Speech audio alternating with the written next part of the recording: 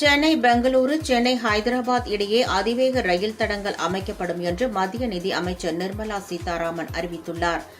மக்களவையில் 2026-27 ஆண்டுக்கான நிதிநிலை அறிக்கையை தாக்கல் செய்து உரையாற்றிய அவர், நாட்டின் கிழக்கு மேற்கு பகுதிகளை இணைக்கும் வகையில் பிரத்யேக சரக்கு ரயில் பாதை அமைக்கப்படும் எனவும், இது புதிய தொழில் வழித்தடமாக இருக்கும் எனவும் தெரிவித்தார்.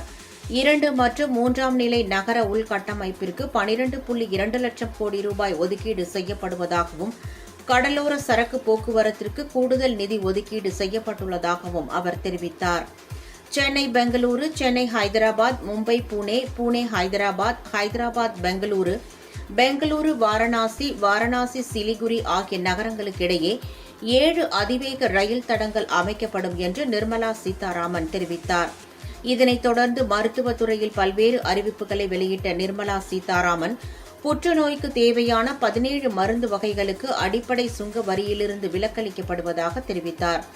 மேலும் 7 அரிய வகை நோய்களுக்கான மருந்துகளுக்கு இறக்குமதி வரி விலக்கு அளிக்கப்படும் என்று அவர் கூறினார்.